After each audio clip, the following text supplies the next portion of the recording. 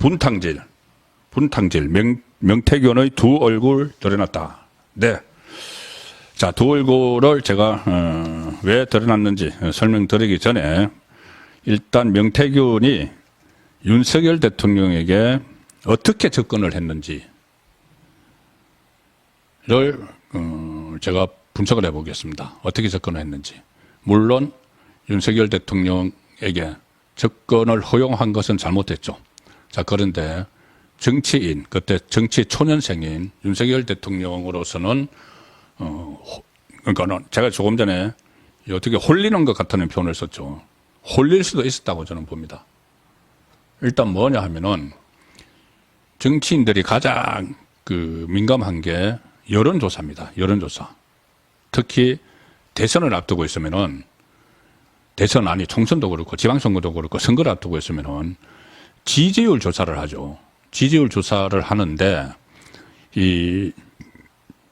제가 지역에 있는 여론조사 업체를 폄훼하는 게 아니고 뭐 서울에도 그런 업체들이 있습니다. 그런데 주로 이제 각 지역의 광역자치단체 이 단위로 여론조사를 하는 곳 중에서는 일종의 맞춤형 여론조사를 해주는 것이 있습니다. 과거에 그래서 논란이 된 적도 있었고 물론 서울에도 있죠. 서울에도 있는데 특히 지역에서는 지역사회가 이제 정가가 좁기 때문에 그게 더 용이하다는 뜻에서 제가 지역을 말씀드리는 건데 맞춤형 그러니까 주문형 조사를 간혹 내놓습니다.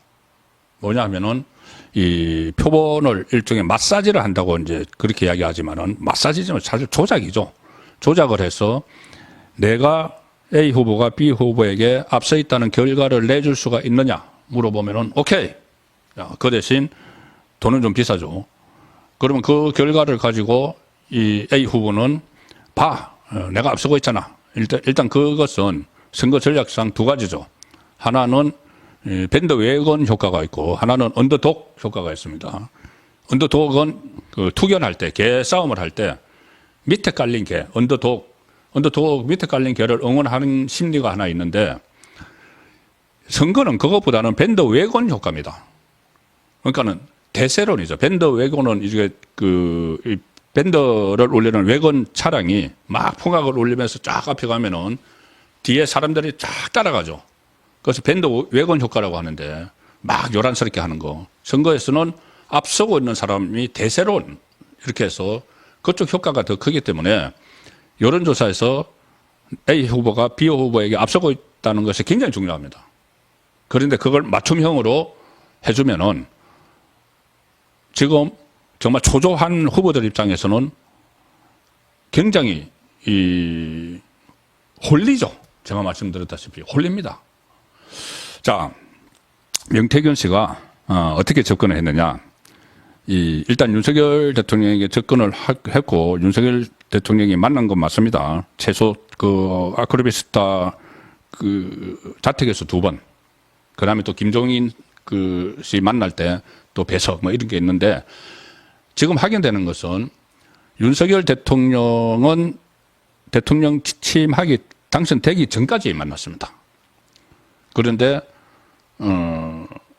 김건희 여사는 대통령 배우자가 된 뒤에도 서로 소통을 했다는 게 좀 다른 겁니다. 어쨌든 어떻게 접근을 했느냐. 20대 대통령 선거 국면에서 지금 아무것도 정치를 잘 모르는 윤석열 전 검찰총장이 나서 있는데 본인이 유리한 여론조사 결과를 만들어서 그걸 수치를 조작을 해서 윤석열이 앞서고 있다. 그때 홍준표와 그때 처음에 홍준표가 앞서갔습니다. 일반 여론조사에서. 그런데 그 시점에 윤석열 전 검찰총장이 앞서고 있다는 것을 만들어서 들고 접근을 한 겁니다. 자, 그런데 만들었다는 것이 지금 확인이 됐습니다. 그러니까 명태균 씨가 윤석열 대통령에게 유리한 여론조사를 만들어서 윤석열 대통령 부부에게 어떤 경로를 통해서 제시를 했고, 자, 이 상황이니까 내가 정치적 조언을 하겠다. 내가 여론조사의 대가다. 이렇게 해서 접근을 한 거죠. 그런데 이게 이 조작을 했다는 게 중요합니다. 이게 그러니까 의도적으로 접근을 했다는 거죠. 사실 그 여론조사가 그렇게 나왔다면은 그거야 뭐 의도적 접근이 아니지만 그 여론조사를 그렇게 만들고 나서 접근을 한 겁니다. 녹취록이 또 하나 공개가 됐는데 거기 보면은 국민의힘 대선 후보 경선이 치러지던 2021년 9월 29일에 미래한국연구소 이게 PNR이라는 여론조사 회사를 운영을 합니다. 이게 지금 명태균 씨는 이 자리를 떠났다고 했지만은 제가 만날 때까지 PNR과 관련이 있었습니다. 여론조사 회사. 이 PNR 그를 운영하는 곳이 미래한국연구소인데 그 직원이었던 강혜경 씨 이번에 또 여론조사를 또 김영선 이 비서관을 또 했죠. 그래서 김영선과 명태균 씨의 관계를 폭로를 하고 있는 그 사람인데 어쨌든 이때까지는 자기 직원이었죠. 명태균 씨 직원입니다. 이 강혜경 씨에게 국민의힘 대선 후보 적합도 조사에서 윤석열 대통령의 지지율이 당내 경선 경쟁자였던 홍준표 대구시장보다 2% 내지 3%포인트 높게 나오는 여론조사 결과를 만들어라. 지시를 합니다. 녹음이 있습니다. 결과를 만들어라. 아니 여론조사 결과는 이 통계를 이게 체압을 하는 것이지 만들어라. 이게 제가 조금 전에 말씀드린 주문형 여론조사인데 이 맞춤형 이 전화 통화 내용이 있습니다. 명태균 씨가 그 직원이었던 광혜경 씨에게 윤석열이를 좀 올려갖고 경상도 사람입니다. 윤석열을 좀 올려갖고 홍준표보다 한 2% 앞서게 해주이소. 그 젊은 아들 있다 아닙니까? 응답하는 그 개수 올려갖고 2% 내지 3% 홍보다 윤석열이 더 나오게 해야 돼. 이렇게 지시를 한 게 있습니다.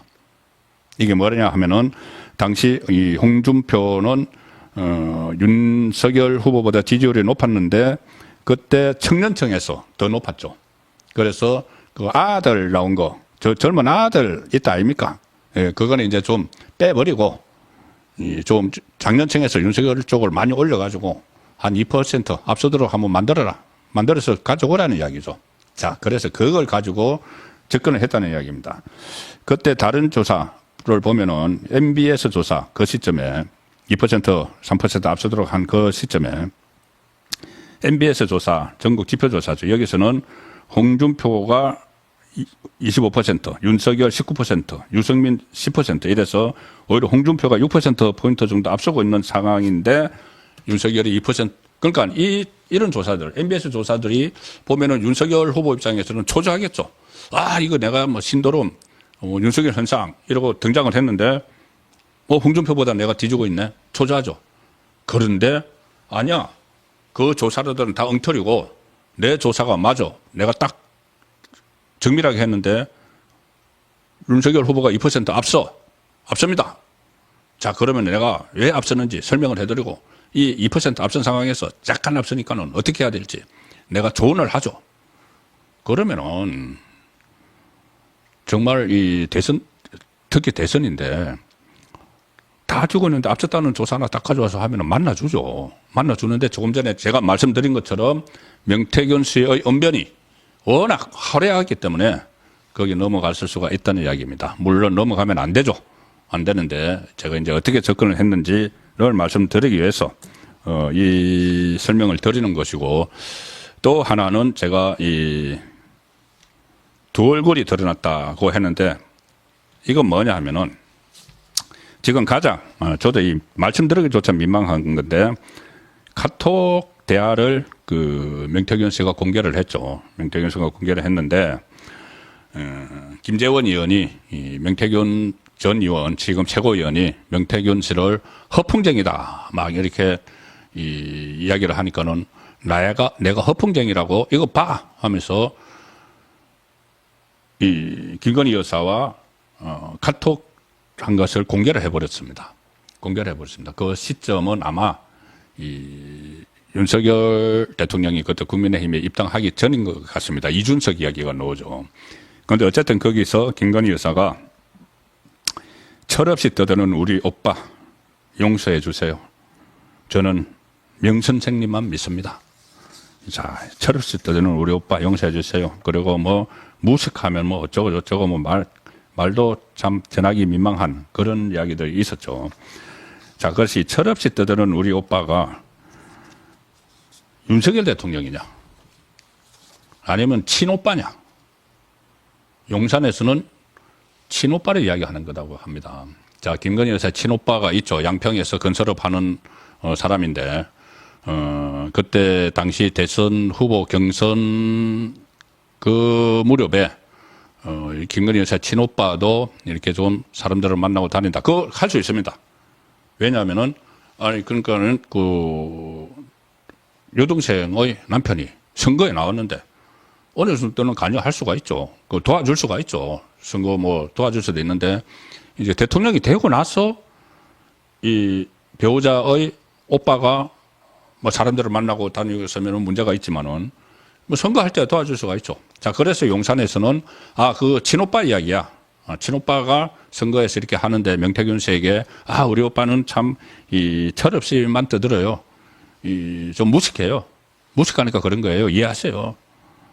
이렇게 이야기를 했다는 게 용산의 이야기죠. 그런데 이 말의 맥락상 보면은 윤석열 대통령일 가능성이 사실상 높습니다. 그 전에 이 좌파 유튜버 이명수 씨에게 속아서 7시간 통화 녹취록 나왔을 때도 그때도 윤석열 대통령을 좀 험담을 하는 그런 내용들이 있었죠. 자, 그런데 어쨌든 그것이 이제 대통령 되기 전에 제가 조금 전에 말씀드렸다시피 대통령 되기 전에는 윤석열 대통령이 명태균 씨와 접촉을 했지만 그 이후에는 안 한 것 같아. 대통령은. 자, 그 상황인데 이게 왜 명태균이 돌고를 드러냈느냐 하면은 이렇게 이야기합니다. 이 방송국마다 가서 하는 말이 다릅니다. 어떤 방송국 가서는 그때 대화에 나온 우리 오빠가 이 친오빠를 지칭하는 게 맞다고 하고 같은 날 다른 방송에 나가서는 아니야, 그거는 윤석열 대통령을 지칭하는 것이지. 이렇게 왔다 갔다 합니다. 자기가 잘 알고 있겠죠. 대화 내용을. 그럼 자기가 잘 알죠. 이게 누구를 지칭하는 건지. 그리고 또 어떤 방송에 나와서는 김건희 여사가 윤석열 대통령, 그러니까 남편이죠. 남편은 오빠라고 하는 말 들어본 적 없어. 또 이렇게 이야기하는데 이준석은 아니야, 내가 그런 말 들은 적이 있어. 남편을 오빠라고 해. 이런 또 참 의미 없는 이 논쟁까지 벌이는 지금 상황까지 가고 있습니다. 한심한 거죠. JTBC와 명태균 씨는 인터뷰에서 이렇게 이야기합니다. 나는 김건희 오빠라는 사람을 처음 봤을 때 그 사람이 무슨 정치적인 내용을 아주 몰라요. 이제 보긴 봤는데 김건희 여사의 오빠라는 사람이 가질 수 있는 정보가 어디까지겠어요. 내가 김건희 오빠하고 뭐 토론을 했겠어? 의논을 했겠어? 친오빠가 아니라는 이야기죠. 여기서 나온 이야기는. 친오빠가 아니라는 이야기입니다. 대통령이라는 이야기입니다. 그런데 이 명태균 씨가 다른 방송 TV조선하고 CBS에다가는 그 사람은 나는 김건희 그 사람은 친오빠 맞아. 이렇게 이야기를 합니다. 대통령실이 오빠는 대통령이 아닌 김 여사의 친오빠라고 하니까는 그 명태균 씨가 CBS TV조선에는 그래, 친오빠 맞아. 친오빠를 이야기한 거야. 같은 날. 근데 JTBC에서 나가서는 그 사람이 무슨 정치적인 내용도 모르는 사람하고 내가 말을 해. 앞뒤가 안 맞죠. 앞뒤가 안 맞죠. 그래서 이 본인은 이 CBS 인터뷰에서 나 기억도 안 나요. 근데 오빠라는 말이 있는지 없는지도 몰랐고 기억이 안 나요. 또 이렇게 또 한 발 뺍니다.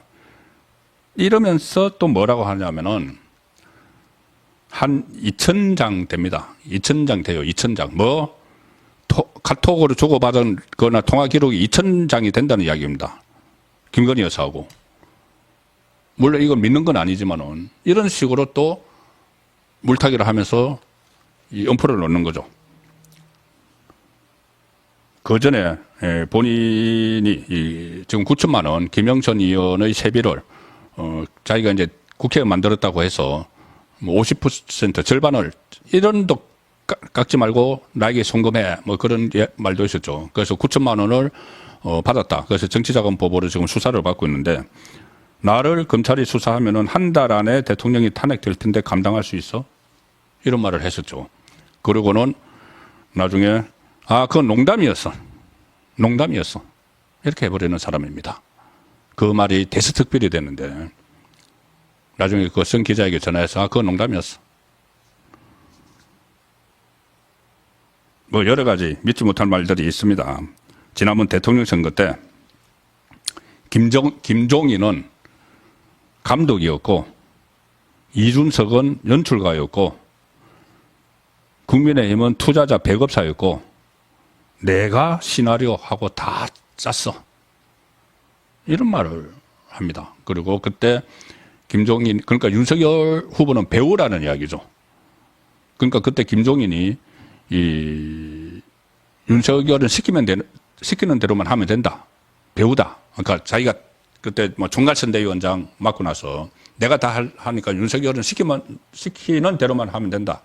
배우다. 그렇게 하니 윤석열 후보가 정말 화가 나서 관계를 잘라버렸죠. 결별을 해버렸습니다. 자, 그 이야기를 처음에 자기가 했다는 거죠. 명태균 씨가. 그것뿐이 아닙니다. 공직기강 비서관실에서 윤석열 정부가 탄생하고 나서 자기를 찾아와가지고 당신은 정권을 만드는데 공이 크니까 윤석열 대통령과 김건희 여사 부부를 팔고 다녀도 돼? 그렇게 이야기를 했다고 합니다. 자, 그러니 정말 이런 뭐 카톡을 해서 뭐 통화를 하고 뭐 이런 것은 맞는데 이거 정보를 내놓으니까는 이게 뭐 첫 번째 정보 내놓은 겁니다. 사실상 자기가 한 2,000장 있다고 하지만은 처음 내놓은 거죠. 처음 내놓은 것도 좀 애매모호한데 이게 어떻게 보면은 상당히 이제 대통령이 민망하게 되고 윤석열 대통령이 뭐 민망하게 되고 친오빠면은 그것이 왜 오빠가 정치에 개입하느냐 이 논란이 이제 일어날 수 있지만 이제 대통령 되기 전이니까 그런 논란은 있지만 이게 결정적인 무슨 뭐 국정에 개입했다 대통령 배우자가 이건 또 안 되는 거죠. 그러니까 어떤 뭐 카드가 있는지 없는지 모르지만 이렇게 오락가락하고 지금 이 오빠 문제도 하루 사이에 가는 방송국마다 말을 달리하기 때문에 신뢰성이 상당히 깨지고 있다. 그런 말씀을 드립니다.